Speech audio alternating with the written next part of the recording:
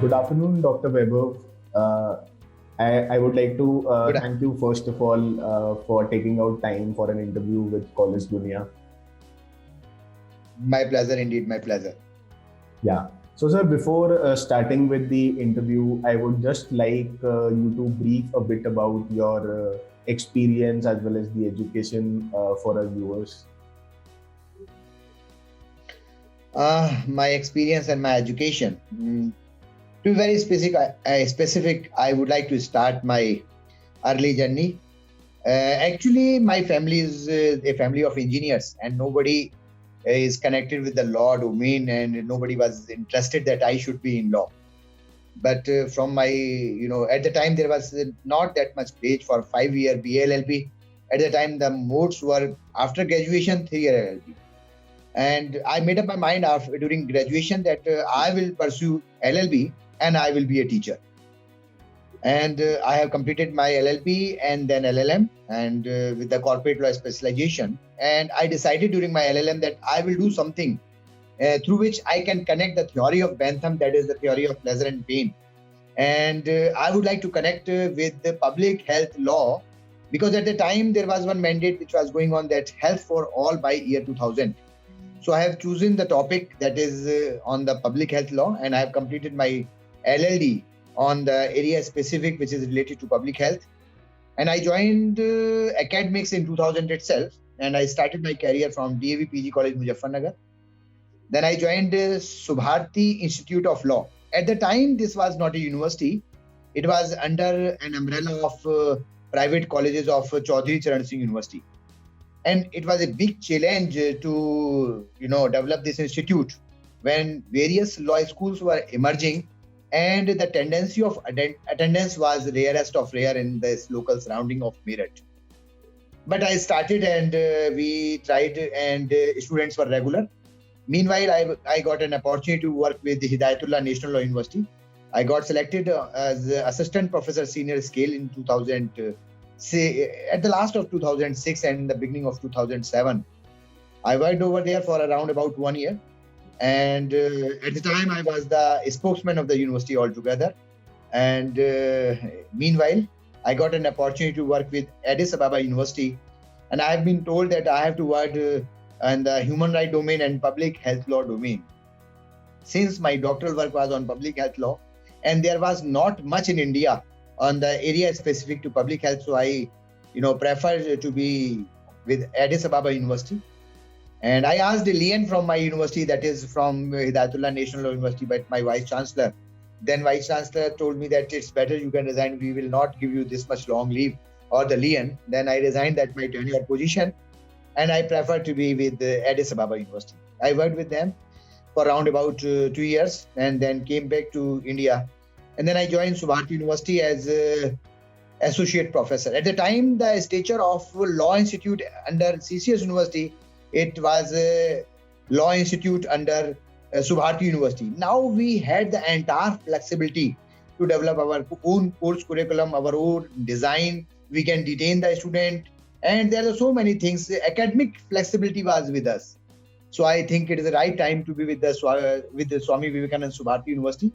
And the founder of the university and then vice chancellor, Professor Sahai, he was the vice chancellor here, and he has given me, complete liberty to design the course curriculum. And this was 2010, and I have been given the charge of, Dean Faculty of Law. And this was the time when transformation. I started, bringing couple of transformation, couple of moderation, couple of changes in the law school of Subharti University. I pursued for around about 3.5 years with the Subharti University, and I got an opportunity to work with Lal Bahadur Shastri National Academy of Administration as a professor of law. This is an academy of IAS officers, and they used to get training after selection, after cracking the Indian Civil Services examination. So I worked there for an year on deputation. And Subharti University has granted me liaison, and I joined LBS Academy. And after completion of my deputation, I resumed my duties back with Subharti University as a professor and dean. Though I have been offered extension of my deputation there with LBS Academy, but I preferred, because I found that the IAS, who are the IAS, because the area of working and the limited scope of law learning for them, I feel it is better that I can share something with the students who are in the local surrounding of Meerut, where legal education is not working as per the expectation, as per the requirement of Bar Council of India. Rather, we can say as per the mandate, which is essential for the quality education in this particular area, Meerut, and in and around of the Meerut. And ultimately, I'm working again with start working with the Swami Vivekanand Subharti University and continuing as professor and dean with the Swami Vivekanand Subharti University. In 2016, we have applied for NAC accreditation, and in first cycle of our NAC, university has been given accredited with grade A by the NAC. So I'm still pursuing, and we are planning to go for the second cycle of NAC in this year. That's great, sir. That's great. Good to know about you. So, sir, starting with the interview, the very first question is that you have held key positions at education institutes throughout your professional career. So, what are the key factors that keep you connected with the education sector? See, first, my passion. Okay. To me, teaching is a passion to me, and I want to be in academics only. And second, it was my LLM when rather in LLB, there were a couple of things which I feel a bit awkward at the time when I want to learn something, and I was not, given that opportunity that I can interact and I can work in that manner. And legal education is altogether a different discipline, and it is a discipline where all the disciplines are connected with this law discipline. But the approach, what I felt in 1990s, that was not there. So I feel that if I will be in academics, I will try to connect law with the other domain, other discipline. And I always preferred multidisciplinary and interdisciplinary approach of learning since my student life. So one of the biggest challenge is that how I can do something for the legal education, and how I can contribute, and how I can enjoy my life according to my taste, as what I expected to be during my student life, I can share and I can, uplift even myself too. So this is one of the things that which always keep me in the center, that I have to do something which is connected with the law, with the contemporary aspect, and something different and something new and something challenging, which is directly connected with the global challenges and all together with the contemporary issues and the problems. Right. So basically, it's your passion that motivates you to always be with the education sector. Yeah. Right, sir. You can say. Yes.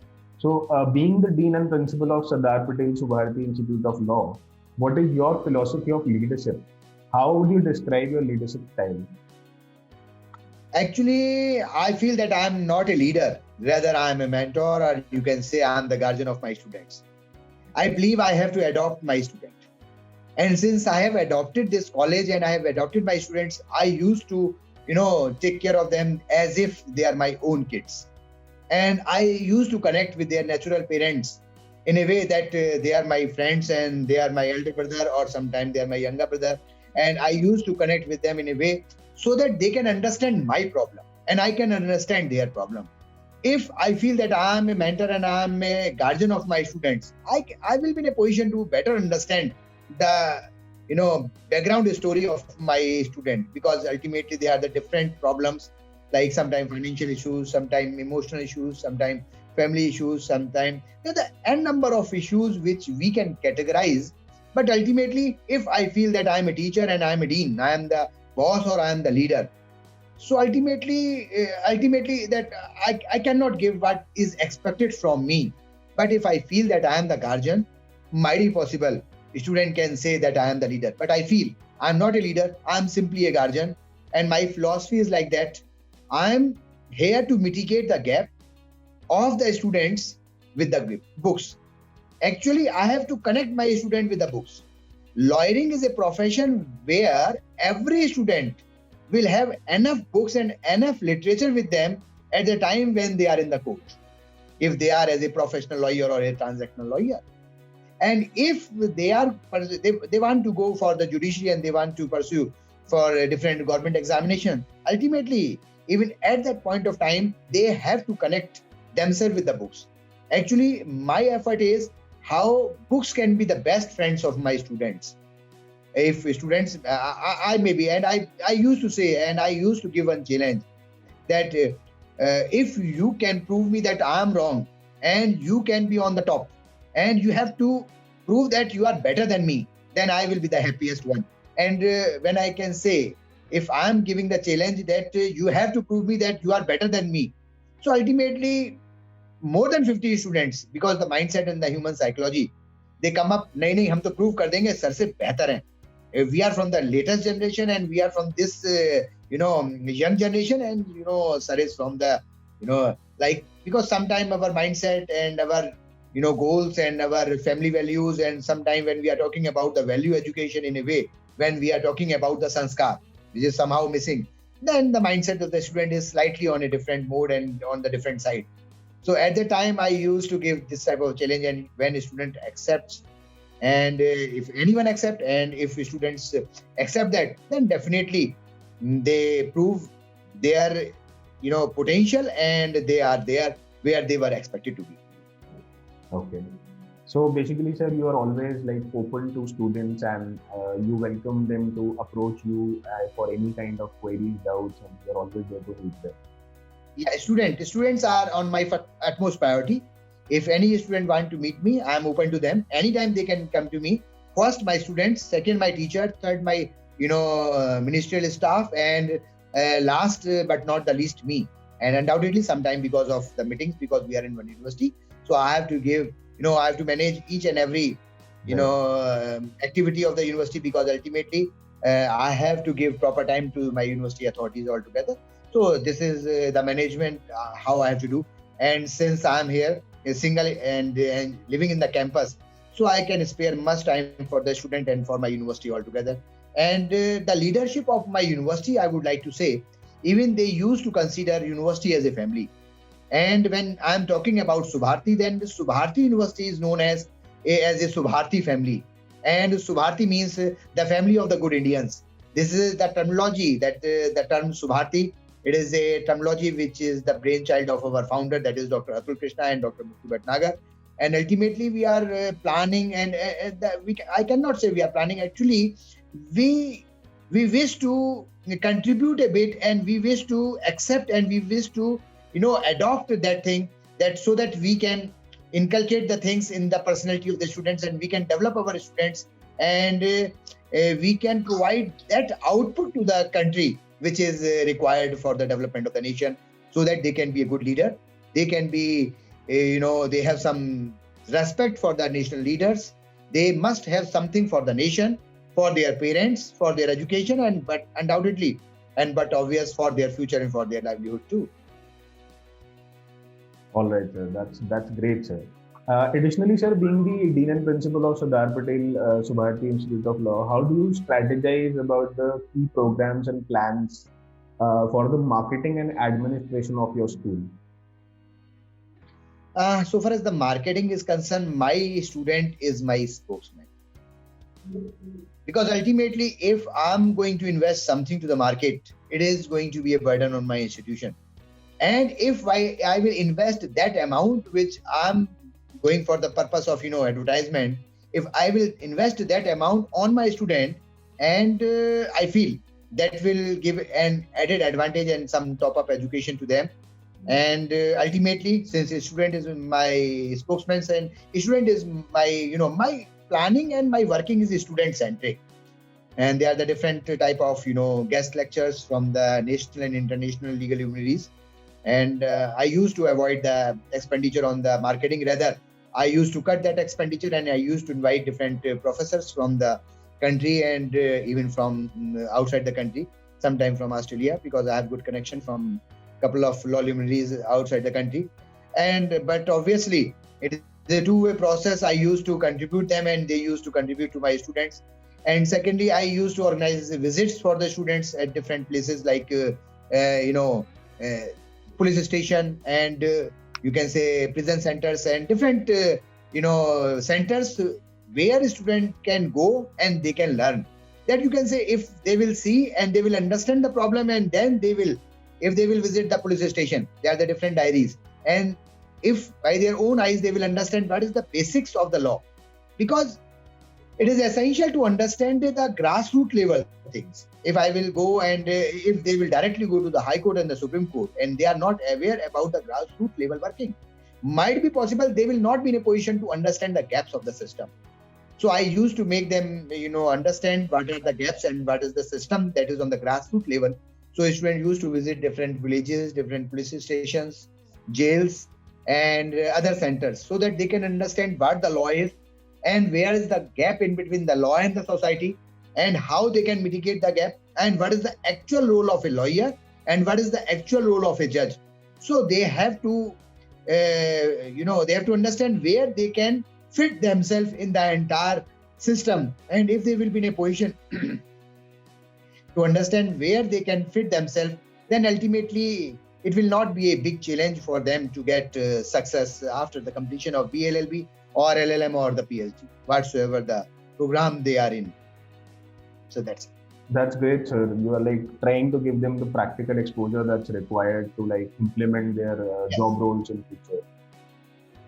Yeah. So talking about the education system in India and other foreign countries, they're structured quite differently. So what can an inbound student, in your experience, gain from studying here at your institute? Sorry, can you please repeat the question? Sure. The education system in India and other foreign countries are structured very differently. In your experience, Yes. what can an inbound student gain from studying here in your institute? Actually, my opinion is slightly different. The main objective of the Indian legal education and the legal education outside India is almost identical. I have been outside India and I, graduate and the postgraduate student have been my student. Even few judges were on deputation. They were, on sabbatical leave rather. They were pursuing their masters. So what I understood, there is not a structural difference, but there is a big difference, what we can say at the time of the delivery. And when we are talking about the delivery, after the emergence of this clinical legal education and 5-year law schools beginning from NLS Bangalore, they have tried to cope up and mitigate the gap of the legal education, what is the expectation and requirement of the society, and the way we have to, impart the legal education.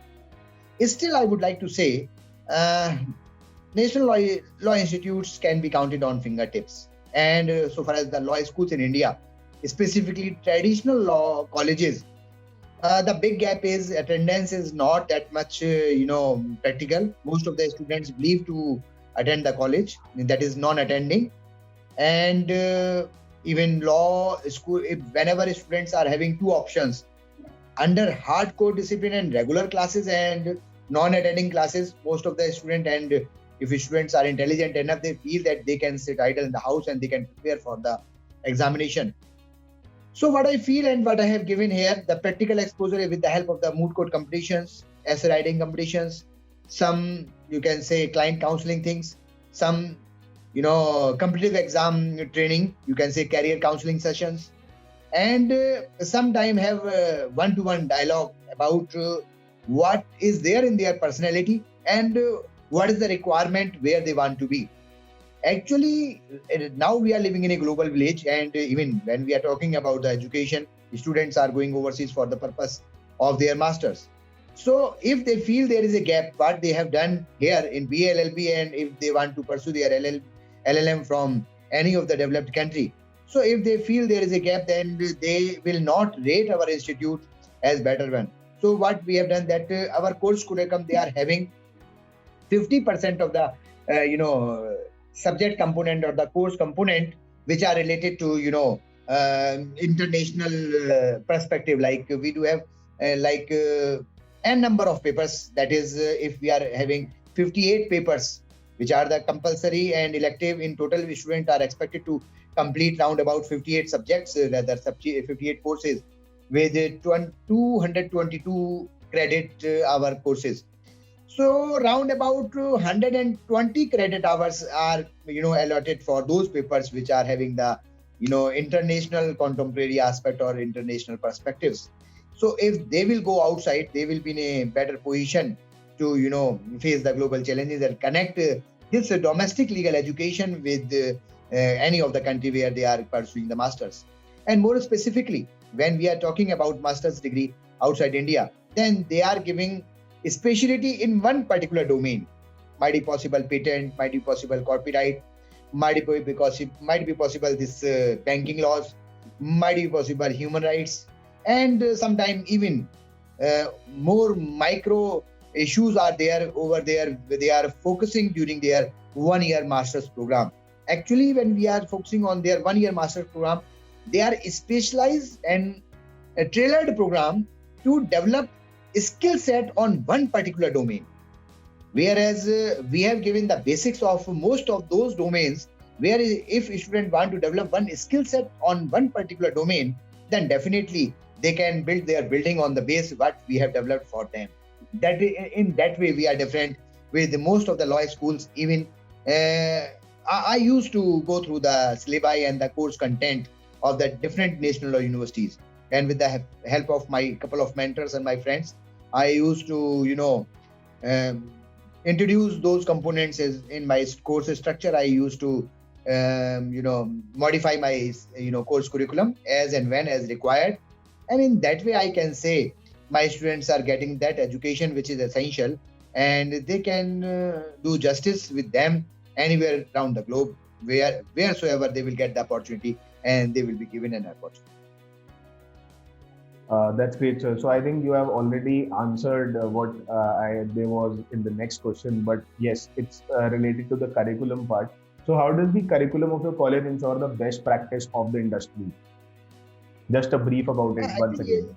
Yeah, actually it is as per the requirement of the industry, because nowadays when everybody is talking about the credit-based and choice-based credit system, we have already implemented the same from 2018. We have Bar Council of India, compulsion. That is why we cannot offer them those open electives as these are the in the you can say humanities. But definitely we have different open electives for the purpose of, you can say, we are offering this medical jurisprudence since 2011. We are offering them on the immigration law. We are different electives are there on as per the requirement of the market. We are having the patent practice laws as one specialization we are offering, and in the CBCS system we have given 4 specialization. Under those 4 specialization, a student will be in a position to choose any 2 specialization, and with the help of those 2 specialization, they will be having better opportunity to compete the global challenges having the dual specialization. Most of the law universities are offering single specialization at the time of BA LLB, but we have offered dual specialization from the 7th semester onwards, and I feel that with the help of those specialization, a student after because ultimately none of the batch has passed out after that introduction of this new course curriculum. But I feel in 2023, when the first batch will come out, they will be in a better position, and it will be too early if I will say yes, my curriculum is the best one. But my student it will be better if they will say, yeah, our curriculum is the best one. Rather, I would like to add one thing, that in January 2018, our curriculum has been awarded as the best curriculum award of the country. Okay. So sir, that's great, sir. Congratulations for you. My pleasure. Yeah. So sir, and you are always welcoming to incorporate the changes required in the curriculum, as you have traveled around the world as well. So as and when required, you make the changes in the curriculum to make that program the best suited in the industry. I can say that I have not visited the entire world, but yes, I have visited 12 countries in the world, and still you can say there are around about 200 countries in our world. So 12 countries, I have to, still visit a lot, and, I have to work a lot for the development of the law school and for the development of the students. But sometimes because the location and the mindset of the youngsters. No, we will go in the metro city. And the glamour sometimes attracts the teenagers. And undoubtedly, the students who are coming in this BA, LLB or the 5-year integrated law course, they are teenagers, and they used to go towards the, glamour and towards the shining side. Rather, sometimes we can say the academic side is not that much glamorous, but yes, it is shining one. But they will see the shine of this academic side when they will be in. And sometimes, we have to face this challenge because we are seated in this local vicinity of Meerut, which is not that much glamorous one. Yes. And so coming to the next question, any insights into how your institute could be more welcoming to students of different races or economic backgrounds? Actually, we do have different policies for the, EWS section, EWS students. If students are approaching to the university, we used to offer a couple of scholarships. We are offering a scholarship for the martyrs. We are offering different scholarships for the foreigners. We do have different students from Bhutan, Nigeria, Zambia, and we are having students as on date from these countries. And we have students from the northeast states of India, and different scholarships. Even we do have our university scholarship schemes, and students can avail also the Government of India scholarship scheme, because we do have, from the government side, there are the two different scholarships. One is the state scholarship and another is national scholarship. Students used to fill up the form on the national portal, and they get that scholarship in their account, and through that account the scholarship rotates to the university, and the students are getting a scholarship from the government. And even we do have meritorious scholarship for the merit holder students, and on the basis of the merit we offer a discount in the tuition fee, because we want to attract the students who are having more than 80% of the marks in their plus 2 examination. So far as the race, caste, creed is concerned, we are living in Subharti University. Subharti is a university of good Indians and the good citizens and the good people. So we are in that way totally secular, and we never believe in caste culture. So we are one, and we will remain one. That's great, sir. Coming to the next question, sir, what do you think your roles and responsibilities towards students are? In short, I'm the mentor, I'm the friend. But to be specific, I have to teach them. Whenever they feel there is a problem, I have to, solve that problem. If this is an administrative issue, then administratively I have to tackle that. If it is an academic issue, then I have to study, because ultimately, at the time of mentoring the students and mentoring the faculty members, sometimes the position of an administrator, that is slightly difficult, because we have to manage, the students and the institution from both the ends. So ultimately, I have to satisfy them academically, administratively. There are sometimes hostel issues, sometimes, cross-culture issues, because few students they are from the Jammu and Kashmir, few are from the Northeast, few are from, overseas countries. So sometimes such type of issues. So being head of the institution, I have to, address all the issues, and I believe that it's better to be a problem shooter. Problems are there, but ultimately, if I will understand if there is a problem, ultimately there will be a solution. So I always try to find out what is the solution and what is the easiest way, and in the minimum time, the solution I can provide and the remedy I can give. I used to provide that remedy, and my university administration, my present honorable Vice Chancellor, Professor Dr. Brigadier V.P. Singh sir, he is helpful. Whenever I have any problem, and from the institution part we have any problem, they are open and we can approach him at any point of time. Our university administration, our CEO, Chief Executive Officer, she is quite open even for the students. We do have suggestion box and we do have complaint box in our university at the different corners. A student, if they do not want to reveal their name without name, they can just drop the complaint and drop the suggestion. We used to, incorporate those suggestions after having our board of studies, and sometimes If they have the problems, then we address those problems, and student can approach our registrar office, our VC office, our management side. At a different side, we had different redressal mechanism. We do have rehabilitation center, we have wellness center. If students are having some psychological issues because of their, if they are away from their home, then we will try to provide them and that type of the mentoring that they feel they are at home. So for the purpose of that, even we do have wellness center, and the doctors and the naturopathy college doctors and the medical college doctor, they try to make them understand that what is the objective and how they can develop their future. Undoubtedly they are away from their home, but it is not that much far. And right now, because of communication and transportation, and with the help of the flights, it is not tough to visit their families. And likewise, we do have different strategies, redressal mechanism, and counseling sessions, wellness center. We try to understand the students' problem, and with the help of sometime cultural activities, sports activities, and sometimes student fest.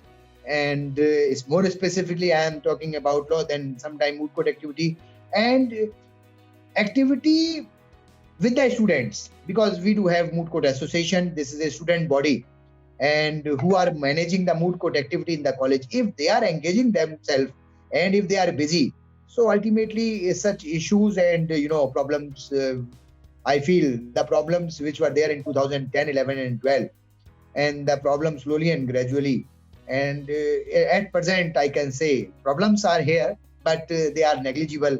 And sometimes students themselves, they come to me when the problem get resolved, and they used to brief me, sir, there was the problem and we finalized the things and now there is no issue. So our student bodies are working efficiently. We do have even 3-tier ragging system, anti-ragging system, and one system is at the student level, then at a university level, that is the anti-ragging squad, and then at university level. So even sometime introductory matters has been reported as ragging issue, and seniors make them understand, no, it is not the ragging. And if the problem came to me ever in past, then I resolve them then and there, because I'm altogether handling the issues, that I'm the chairman anti-ragging squad of the university. And even sometime we do have a mechanism that we used to visit the hostels, and we used to address the issues related to their food and hygiene, because the food is altogether essential, and mass hygiene is also essential. So we university have its own different committees, and sometimes we take our initiative. We used to visit our hostels, and our campus can be considered as one of the most greenest campus in the world, one of the most green campus of the country. And yes, our hostels, and they are clean and airy hostels.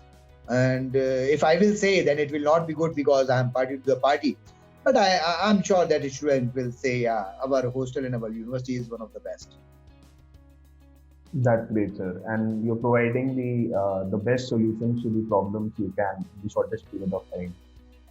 What we can do, we used to try to provide them the best. Right, right. And so what do you think should be the institute's top priority over the next 10 years? One priority will be that right now in 3 states, my students, actually in India, I want there should be at least one judge should be there in every state. Right now in 3 states, they are the judges who are the alumnus of Subharti Law School. So I want more judges in different states. So if in all the states and union territory, one judge at least should be from law college, then I can say in the entire country, my students are there, and then definitely my journey will be beyond India, that at least in every country, one student from my college should be there in every country of the world in the professional line. So that is one of my priority. And second one, yes, I want that they should come up with the law firms, and they should be not the opportunity seeker, but they should be the opportunity provider. I want they should come up with the law firms in a way that the students from the National Law University, they will go and they will join the law firms from the alumnus of Subharti Law College, And if my students will be in a position in coming 10 years, then I feel that the mission accomplished. That's a great vision, sir. That's a great vision. Now, coming to the next question, when you first came to Sardar Patel Subharti Institute of Law, what was your vision for the institute? Has it evolved over time, and how far along in implementing the vision are you? Oh, it is slightly tough, but I will try to connect the question with the law itself. Like life, law is not static. Right. And I feel I live law. When I am living law, then I have not to be static. And at the time when I joined Subharti Institute of Law, at the time it was a small child under, rather infant under CCS University, Meerut. And I have seen the vision of Sardar Patel Subharti Institute of Law with the eye of the founder, Dr. Atul Krishna. And he told me during my first interaction with him that he wants law school, that everybody should understand that in India there is a law school named Subharti Law School and Subharti Institute of Law, and the school which is focused and which is totally focused over the academics and no compromise with regard to the rules and regulation. So I have seen the vision with the eye of my founder, my boss, and ultimately I try to prove and I try to be in principle, I try to be on the discipline parameters, and I am trying even today to be specifically on that. And definitely, gradually, I have seen the change and transformation in the legal education and the changes in the Bar Council of India guidelines 2002 and 2008 and later on. So ultimately, and even the change in the legal domain and the legal transformation of last 10 years, it is going to, it is going to give an entirely new life to the law. Because in last 10 years, we have seen the entire change in the legal system, court system, and during this pandemic, we have seen the virtual courts and the functioning of the court. And in 2010, we have never, observed that, and we have never perceived, in future course of time, we can give evidence with the help of virtual world and online, evidences will be there. But now, after this pandemic, we have seen that evidence has been and is being recorded virtually. And ultimately, when we are saying that, evidences are being recorded virtually and courts are functional virtually, so we have to think that how far we are pace up with the, present challenges. And during this pandemic, we have seen a lot and still we have to work a lot. We are giving classes to the students, and undoubtedly I've seen that even students are taking undue advantage of this virtual world. Sometimes they are not planning to come to the college. They are not that much punctual to their life schedule and their lifestyle, because ultimately if they are coming to the college, they have to get up early in the morning. But when today they are in the class and they are expected to be in the class at 9 and virtually they are connected, then they get up at 8:30 or 9 and they immediately after getting up, they are, connected through the virtual world. So I feel it is not giving a very good discipline, because law means the discipline, and discipline means early to rise and early to bed. And for that, I'm planning, still I'm in a way to finalize my, modality for the coming session.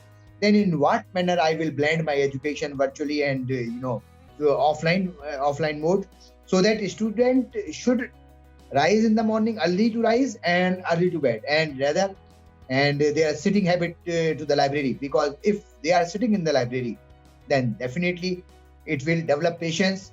And for a law student, I can say, if they are not giving time to the library, then definitely they are losing. Every day they are losing. And if they will not start even today, then they have to suffer. Right, sir, right. And any which way, there is a lot of difference between the virtual classes and the actual classes that we practically come into the classroom and studying. So obviously the discipline gets deteriorated once you are in a virtual class, because obviously you have the advantage of getting up late and being lazy in the classes, maybe switching off your videos. So I completely Yes. agree to the point. So sir, one last question for this interview. What would you like people to know about your institute that they may not know? That is something which is not on the website or maybe not available on any kind of sources on the internet.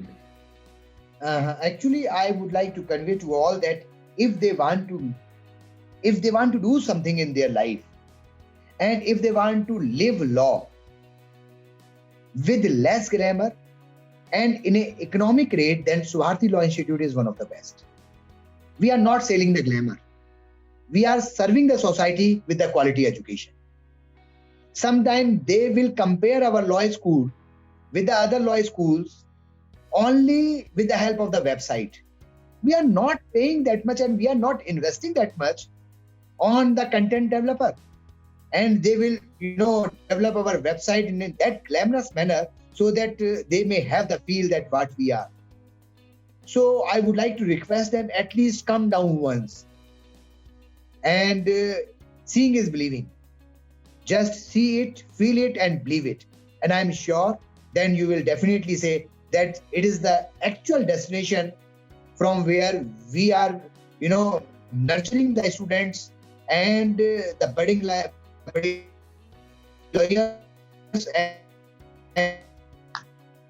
and we can say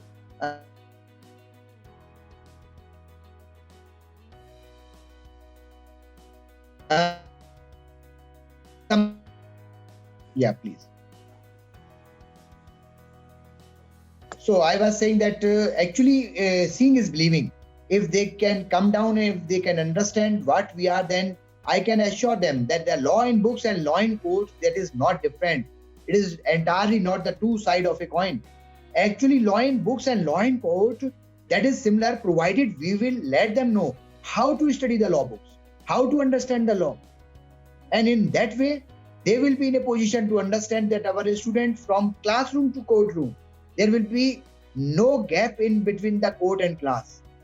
And actually what we are teaching and what the way we are, making them understand the law, the students who are directly going to the court, they feel, yeah, there is no gap and they can start their practice from the day one. There is no requirement, because ultimately the basic thing is that they have to understand the objective of the development of the law. They have to understand with the help of the moot court exercise, with the help of the different, extra academic activities, that in what manner they are expected to be in the court. And court internship is one of the essential component of our course curriculum. So I feel we are not glamorous one, but definitely our academics is one of the best in India.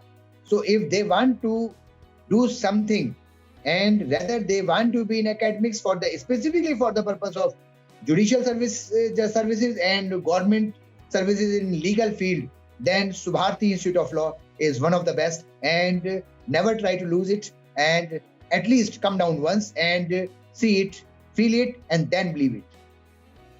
Right, sir. So, sir, with with that, we come to end of this interview. Sir, I would like to thank you once again for taking out time for the interview with Collegedunia.